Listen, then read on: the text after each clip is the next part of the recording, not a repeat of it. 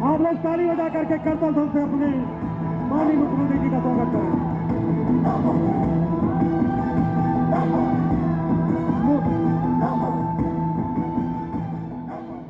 अब मैं चाहूंगा अपने यशस्वी मुख्यमंत्री जी को 9वीं बार के भारतीय जनता पार्टी के प्रत्याशी आदरणीय पंकज चौधरी जी, आदरणीय बजरंग बहादुर सिंह जी मोमेंटम देकर के उनका माननीय मुख्यमंत्री जी का स्वागत करें। आप लोग ताली बजा करके स्वागत करें।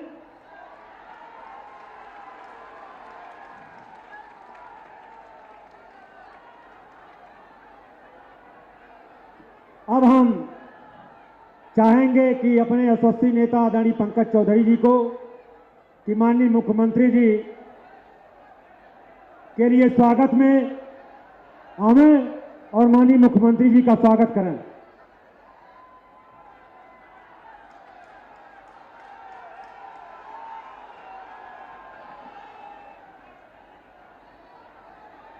आज के कार्यक्रम के मुख्य अतिथि परम पूज्य योगी आदित्यनाथ जी महाराज जी, भारतीय जनता पार्टी के जिले के अध्यक्ष संजय पांडे जी, पनियारा के विधायक आदरणीय ज्ञानेन्द्र सिंह जी, सदर के विधायक जयमंगल कनौजिया जी, नौतनवा के विधायक ऋषि त्रिपाठी जी, फरेंदा के लोकप्रिय विधायक पूर्व विधायक चौधरी शिवेंद्र सिंह जी, बजरंग बहादुर सिंह जी, जयमंगल कनौजिया जी, मंचासीन सभी हमारे नेतागण, साथियों, हम सब जिसका आज मार्गदर्शन प्राप्त करने आए हैं, हम सबका पुराना संबंध रहा। महाराज जी का ये पूरा क्षेत्र रहा है, लेकिन महाराज जी जिस तरीके से 2017 के बाद इस प्रदेश की स्थिति को, इस प्रदेश की पहचान को बदलने का काम किया है, आज कहीं ना कहीं हम सब के लिए गौरव का विषय है। जिस उत्तर प्रदेश को लोग एक माफिया का अड्डा मानते थे, भ्रष्टाचार का अड्डा मानते थे, इन 7 सालों के बीच में जोगी जी ने अपने मेहनत और अपने कड़क प्रशासन के माध्यम से आज उन गुंडों को भी ठीक किया है और कहीं ना कहीं भ्रष्टाचार को भी मीलों दूर छोड़ने का काम किया है। आज जो हमारे गरीबों का घर मिल रहा है, शौचालय मिल रहा है, गैस मिल रहा है, किसान सम्मान निधि मिल रहा है, अगर जोगी जी ना होते तो निश्चित तौर से इतनी बड़ी संख्या में आपको प्राप्त नहीं हो पाता मित्रों। क्योंकि पूरे देश में अगर देखें तो प्रधानमंत्री भारत सरकार की जितनी भी योजना है उनको क्रियान्वयन में नंबर आता है तो सबसे 1 नंबर पे उत्तर प्रदेश का नंबर आता है मित्रों। और जिस प्रकार से जोगी जी ने अपने हृदय के वेदना से कोविड काल में गरीबों की मदद करने का काम किया, बस लगवा कर उनके घर तक पहुंचाने का काम किया, खाने के लिए उनके खाने की व्यवस्था किया, रास्ते में ये कहीं कहीं ना नेता का संवेदना होता है।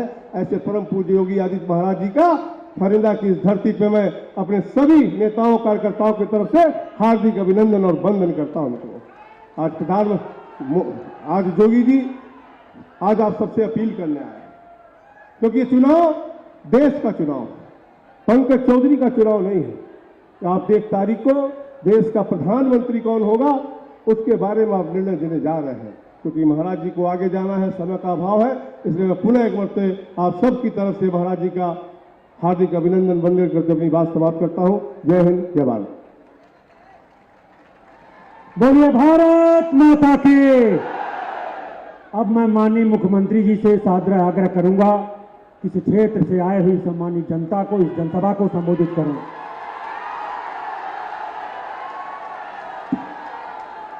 भारत माता की, भारत माता की, भारत माता की, लेहड़ा मैया की, लेहड़ा मैया की। जय श्री राम, जय जय श्री राम। मंच पर उपस्थित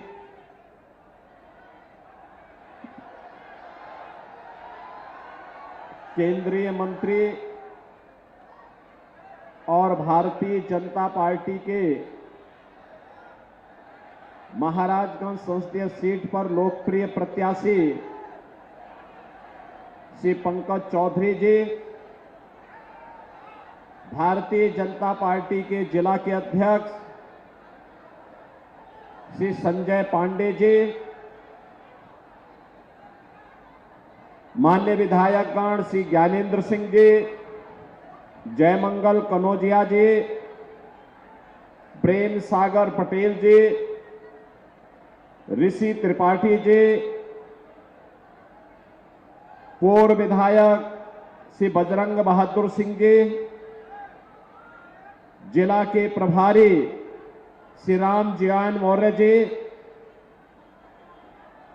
निषाद पार्टी के जिलाध्यक्ष रामनाथ निषाद जी, अरुण शुक्ला जी, नरसिंह पांडे जी, मंच पर उपस्थित भारतीय जनता पार्टी और सहयोगी दलों के हमारे सभी पदाधिकारीगण, भारी संख्या में महाराजगंज संसदीय सीट पर उपस्थित फरेंदा विधानसभा, नौतनवा विधानसभा, पनियरा विधानसभा और अन्य विधानसभाओं से जुड़े हुए मेरे सभी उपस्थित बहनों और भाइयों, आज मैं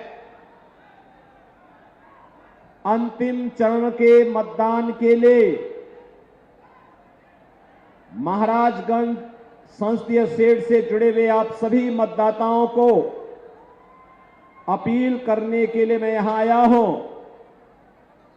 महाराजगंज की धरती महायोगी भगवान गोरक्षनाथ की पावन साधना स्थली के साथ ही माता लेहड़ा देवी की कृपा की भूमि है, स्वतंत्रता संग्राम सेनानियों की भूमि है। इस पावन धरा को नमन करते हुए आप सब ने जो उत्साह दिखाया है, मैं इसके लिए आप सबका हृदय से अभिनंदन करता हूं, स्वागत करता हूं। बहनों और भाइयों, आप देख रहे होंगे चुनाव की पूरी प्रक्रिया को। पिछले 2 महीनों से अनवरत, बिना रुके, बिना डिगे, बिना झुके पूरे देश के अंदर चुनाव प्रचार के लिए हम लोग जा रहे हैं। और आज मैं कह सकता हूं, जब 5 चरणों के चुनाव संपन्न हो चुके हैं, छठे चरण का चुनाव कल होने जा रहा है।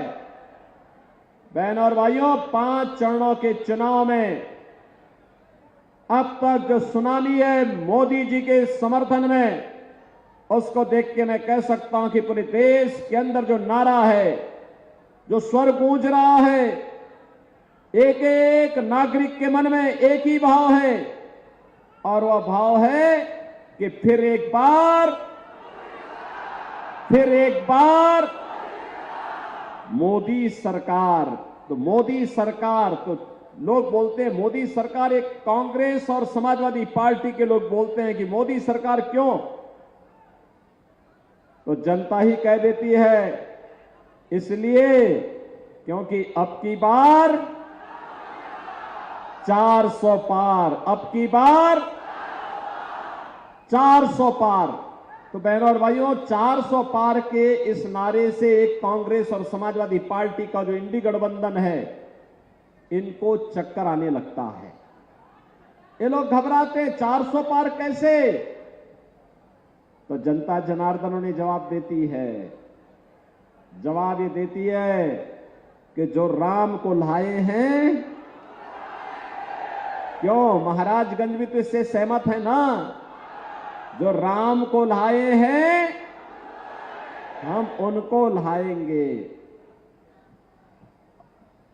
तो वे इससे घबरा जाते हैं, क्योंकि एक तरफ राम भक्त हैं मोदी जी के नेतृत्व में, और दूसरी तरफ राम द्रोही हैं, जो राम का तो विरोध करते ही रहे हैं, और विरोध करते करते, भाजपा का विरोध करते हुए राम का विरोध किए हैं, और भगवान राम का विरोध करते करते अब भारत का विरोध कर रहे हैं।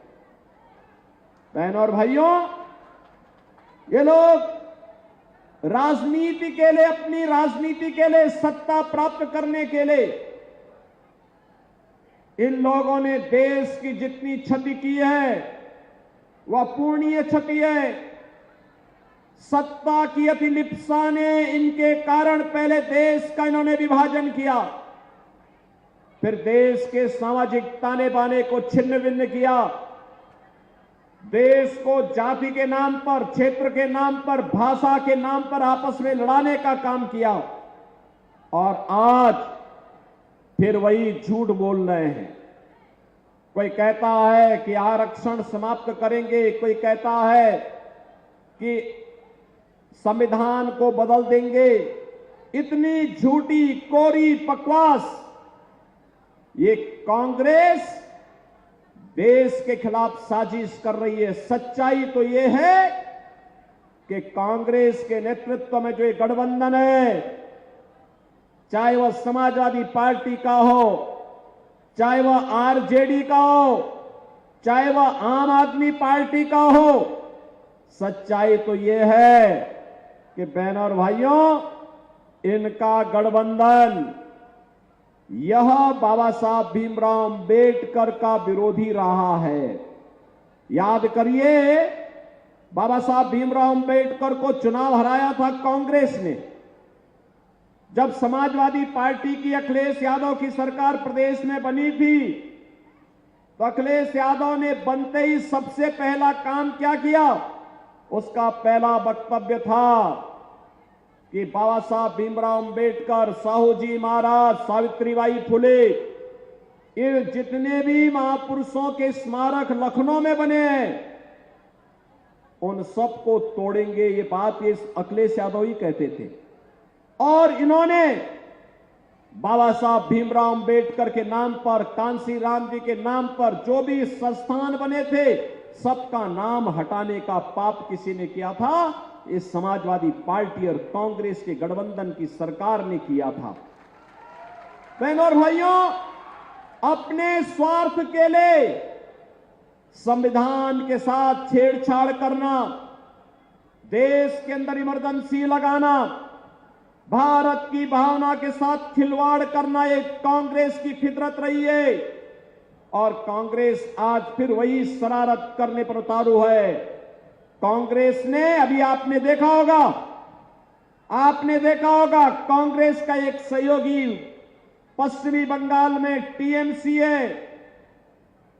टीएमसी का मतलब तृणमूल कांग्रेस। यह पश्चिमी बंगाल में है। इसने वहां ओबीसी का सारा आरक्षण मुसलमानों को दे दिया था।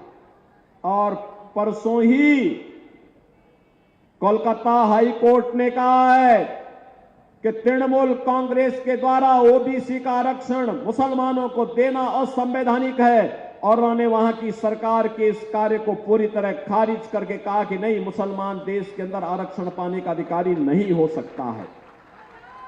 बहनों और भाइयों, बाबा साहब भीमराव अंबेडकर ने भी कहा था कि संविधान के अंतर्गत अनुसूचित जाति, जनजाति और मंडल कमीशन के अंतर्गत ओबीसी की जातियों को आरक्षण पाने का अधिकार है।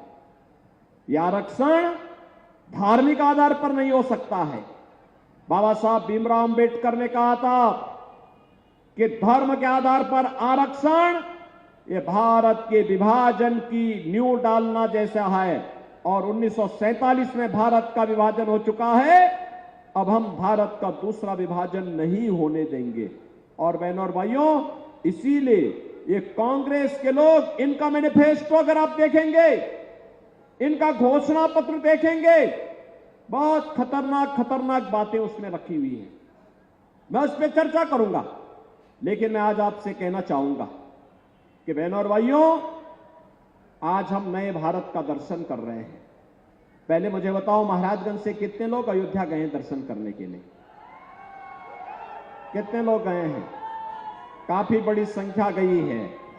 लेकिन मैं पंकज चौधरी जी से भी और बजरंग बहादुर सिंह से भी कहूंगा, ज्ञानेंद्र सिंह से भी कहूंगा, जयमंगल कनौज से भी कहूंगा और प्रेम सागर पटेल जी से भी, ऋषि त्रिपाठी से भी कहूंगा, चुनाव के बाद एक बार महाराज वासियों को पूरे धूम धड़ाके के साथ अयोध्या का दर्शन करा के लेके आ जाइए। आज आप अयोध्या जाएंगे ना, एक नई अयोध्या नजर आएगी। ऐसा लगेगा जैसे प्रभु राम के समय की अयोध्या आ गई है। जो गए होंगे उनको अच्छा लगा होगा ना, अच्छा। आप मुझे बताओ, अयोध्या में भगवान राम का जो ये मंदिर बना है और अयोध्या ये सज गई है, क्या ये कांग्रेस के लोग कर पाते क्या ये समाजवादी पार्टी के लोग कर पाते क्या ये काम बहुजन समाजवादी पार्टी के लोग कर पाते बहन और भाइयों, ये काम केवल भाजपा कर सकती है, ये काम केवल मोदी जी कर सकते हैं।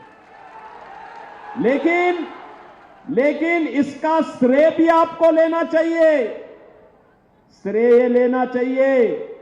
आज आप इस बात के हकदार हैं कि आप अपनी वर्तमान पीढ़ी को और भावी पीढ़ी को कहने के अधिकारी हैं कि राम मंदिर हमने बनाया है। बोलिए इस बात को।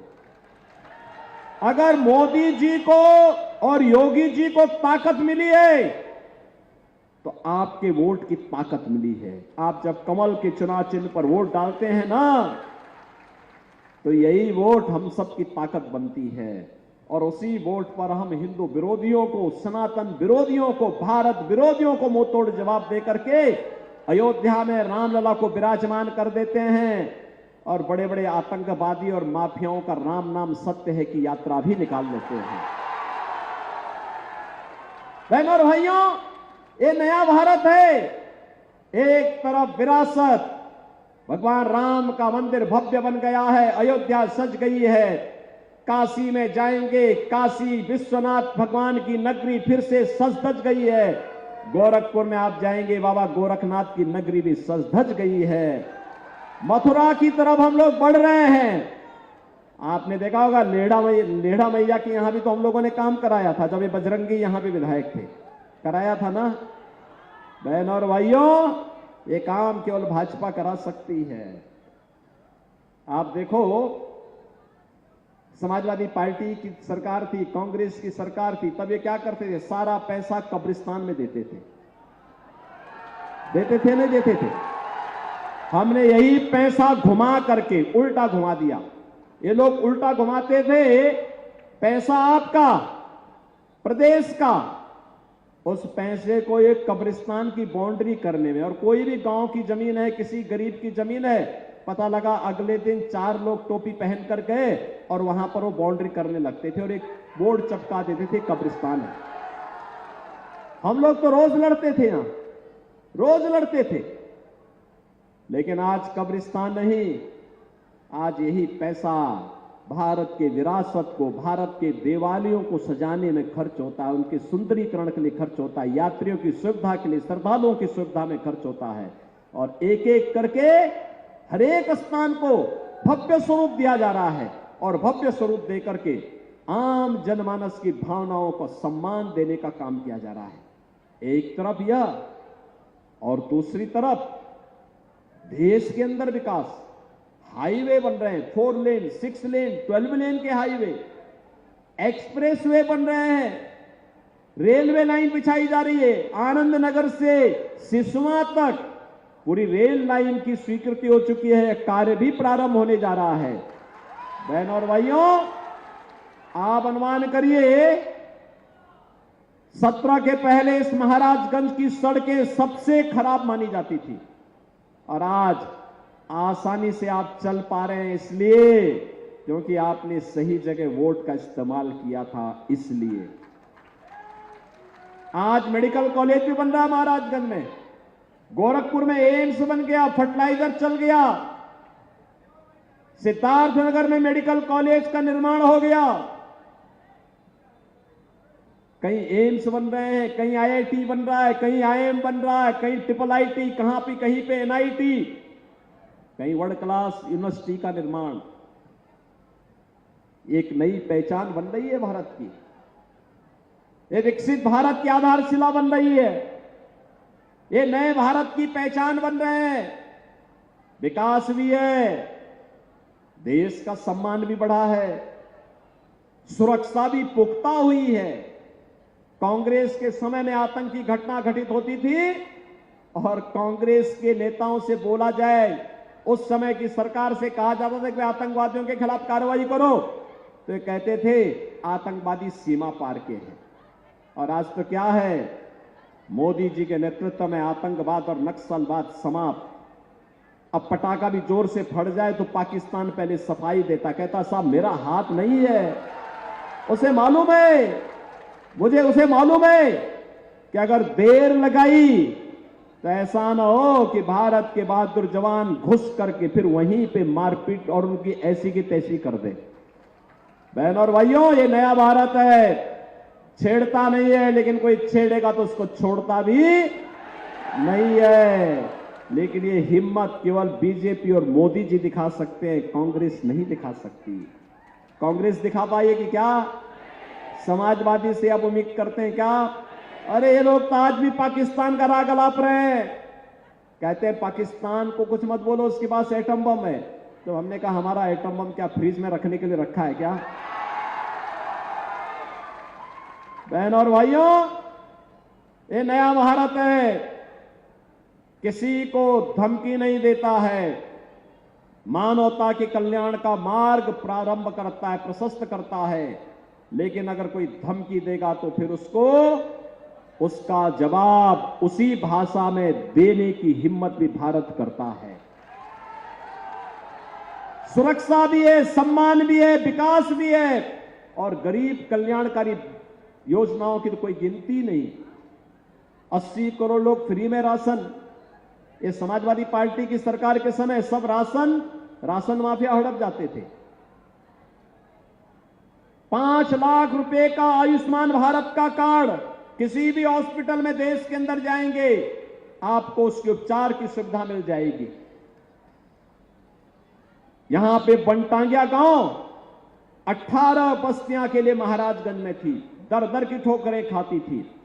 आज उनको रेवेन्यू विलेज के रूप में मान्यता दी गई है। आजादी के बाद उनको पहली बार एहसास हुआ है कि हम भी आजाद भारत के नागरिक हैं, सम्मानजनक जीवन जी रहे हैं, उनके मकान बन रहे हैं, वहां बिजली जा रही है, वहां सड़क जा रही है, वहां पानी की सुविधा है, उनके लिए स्कूल बनाए जा रहे हैं।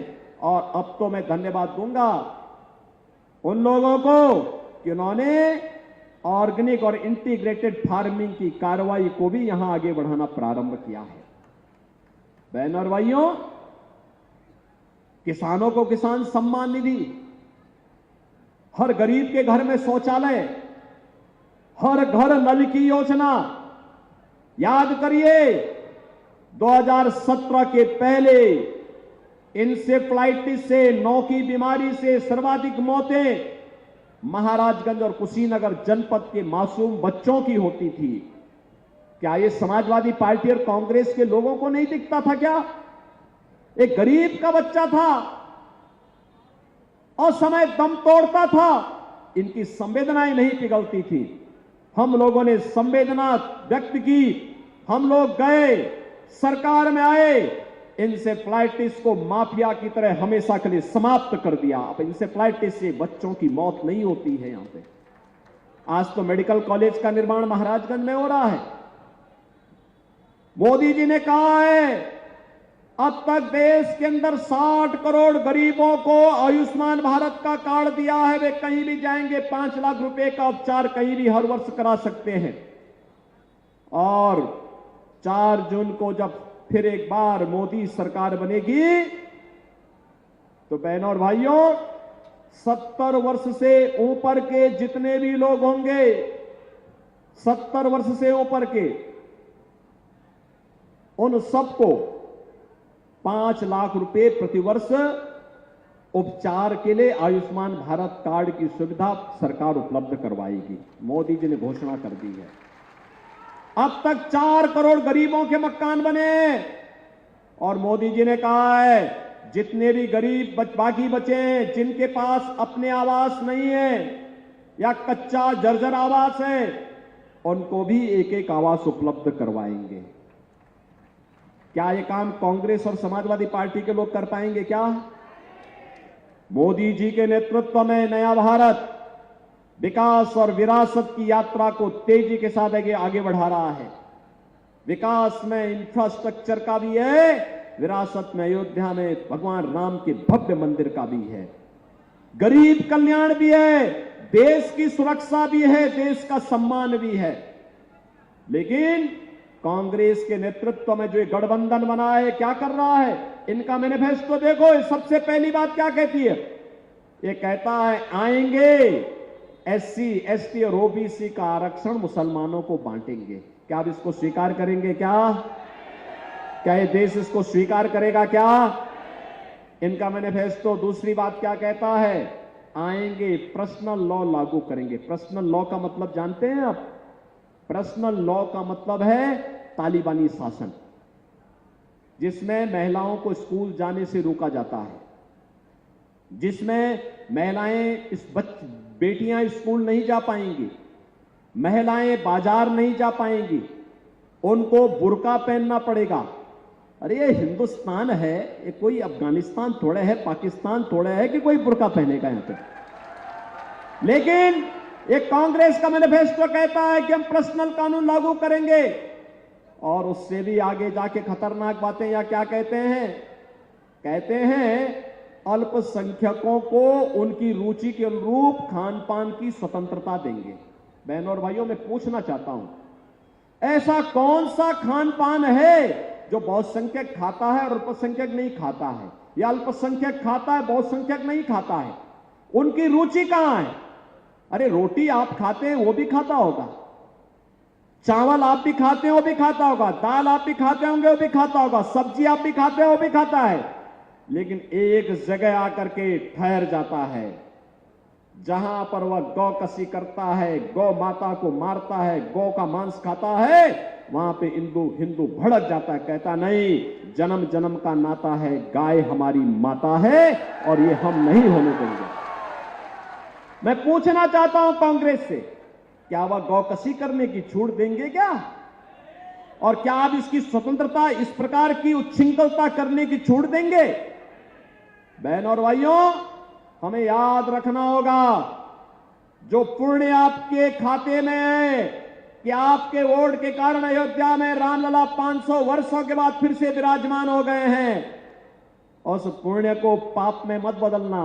गौ कसी की छूट देकर के, कांग्रेस को गौ कसी की छूट देकर के इस पुण्य को पाप में मत बदलना।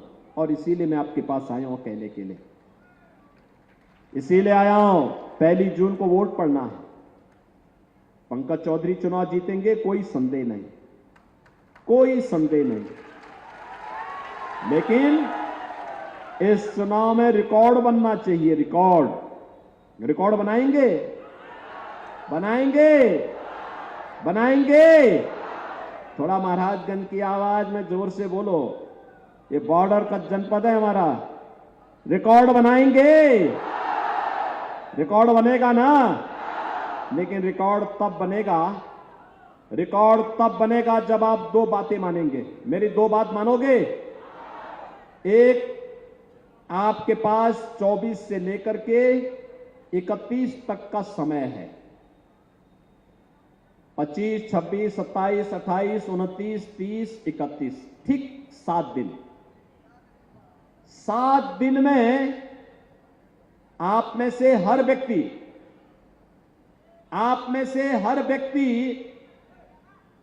5-5 घर जनसंपर्क करके उस घर के प्रत्येक सदस्य को, जो वयस्क मतदाता है, उससे संपर्क करके उसको कमल चुनाव चिन्ह पर वोट डालने के लिए तैयार करेंगे।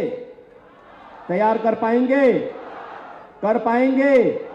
एक व्यक्ति का मतलब 35 वोटर इन 7 दिनों में उसको तैयार करने, 35 परिवारों से। 35 परिवारों का मतलब लगभग 100 घर, 100 लोगों से, 100 मतदाताओं से। हर व्यक्ति 100 मतदाताओं से संपर्क करके भारतीय जनता पार्टी के चुनाव चिन्ह कमल के फूल पर वोट डालने के लिए तैयार करेगा। और दूसरा काम, 1 जून को सुबह 5 बजे जग करके, पूजा करके और उनको फोन करके तैयार करना, और 10 बजे के पहले उन 100 वोट को मतदान केंद्र में ले जाकर के मतदान करा देना। कराएंगे। और सबको बोलना है आत्मनिर्भर और विकसित भारत के लिए, नौजवान के हाथ को कार्य देने के लिए, महिलाओं के जीवन में खुशहाली लाने के लिए, अन्नदाता किसानों को खुशहाल और आत्मनिर्भर बनाने के लिए, अपने श्रमिकों के सम्मान का जीवन व्यतीत करने के लिए, बेटी और व्यापारी की सुरक्षा के लिए हमें फिर से मोदी जी की सरकार लानी है। भारतीय जनता पार्टी को फिर से लेके आना है। बोलेंगे, बोलेंगे, जिताएंगे। दोनों हाथ उठाकर फिर मेरे साथ बोलेंगे, भारत माता की, भारत माता की, भारत माता की जय श्री राम, जय जय श्री राम, जय जय श्री राम।